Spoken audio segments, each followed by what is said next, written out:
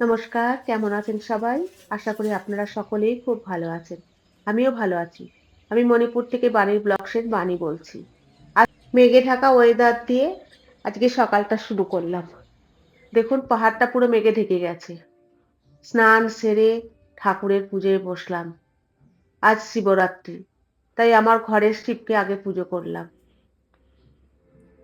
দেখুন আমি আমার শিবের পুজো করে তারপর আমি বেরোলাম আমার সেনা ক্যাম্পের মহাদেবের মন্দিরের উদ্দেশ্যে। সেখানেও কিন্তু খুব বড় একটা মহাদেবের মূর্তি আছে। দেখুন কত সুন্দর মূর্তি। আমি সেখানে পৌঁছে দেখলাম অনেকেই সেখানে এসে গেছে পুজো করতে। তাই আমিও হাত লাগালাম পুজোর কাজে। মহাদেবকে স্নান করিয়ে দুধ দিয়ে তারপর আমি আমার পুজোর কাজে লাগলাম মহাদেবকে পুজো করার জন্য। দেখুন কত সুন্দর মহাদেবের মূর্তিটা।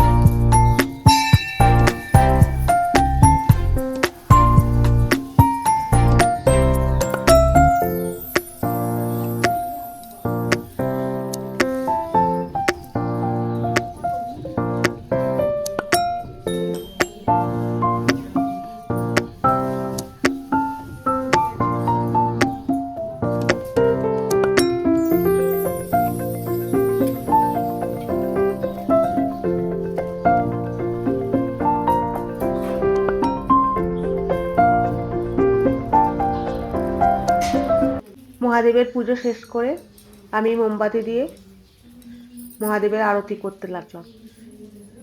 পুজো করে মনটা খুব ভালো লাগছিল জানেন। আর শিবলিঙ্গটাও খুব সুন্দর। আমাদের সেনা ক্যাম্পের এই মন্দিরটাতে খুব সুন্দরভাবে মন্দিরটাকে সাজিয়েছে।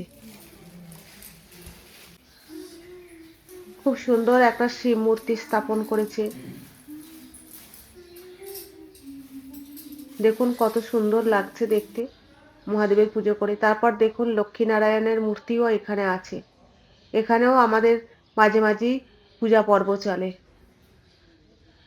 আমরা সেনারা শুধুমাত্র ডিউটিই করি না, এখানে আমরা পুজোও করি।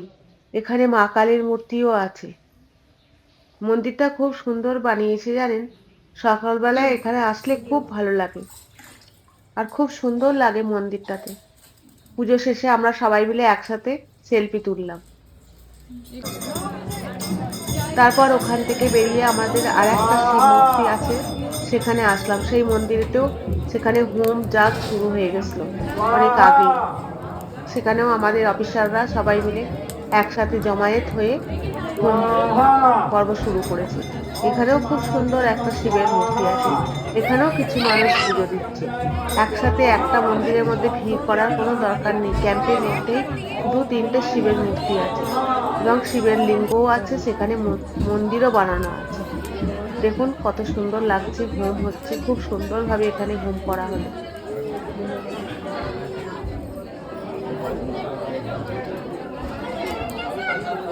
খুব ভালো লাগছে কিন্তু দেখতে।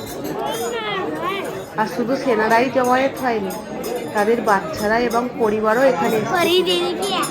প্রত্যেকেই কিন্তু এখানে জমায়েত হয়েছে পুজো করার উদ্দেশ্যে। চলুন আমরা তাহলে সবাই একসাথে পুজো করতে থাকি। দেখুন আপনারা।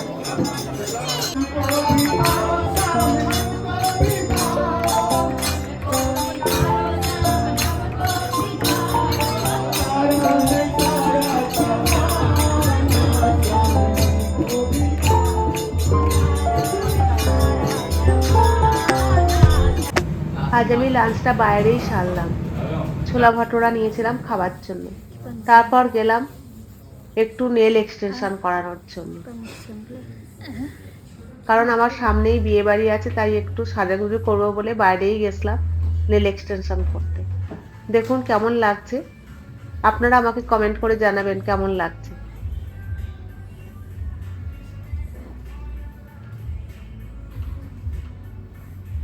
খুব সুন্দর করেছে কিন্তু নেলটা। তারপর ওখান থেকে বেরিয়ে আমি গেলাম কাংলা ফোর্টের উদ্দেশ্যে। মণিপুরে কিন্তু খুব বড় একটা দেখার জায়গা এই কাংলা ফোর্ট। কাংলা ফোর্টের পাশেই একটা নদী বয়ে যাচ্ছে, খুব সুন্দর নদীটা, দেখুন কত সুন্দর দেখতে লাগছে। পড়ন্ত বেলায় সূর্যের আলোতে নদীটাকে খুব ভালো লাগছে দেখতে। নদীর পাড়ে কিছুক্ষণ বসে তারপর আমি কাংলা ফোর্টের ভেতরে ঢুকে পড়লাম। খুব সুন্দর কিন্তু এখানটা বানিয়েছে জানেন, প্রকৃতির সাথে মিলেমিশে একাকার হয়ে গেছে, আর খুব ভালো লাগছে কিন্তু দেখতে। চলুন দেখা যাক কেমন সুন্দর ভেতরের পরিবেশটা।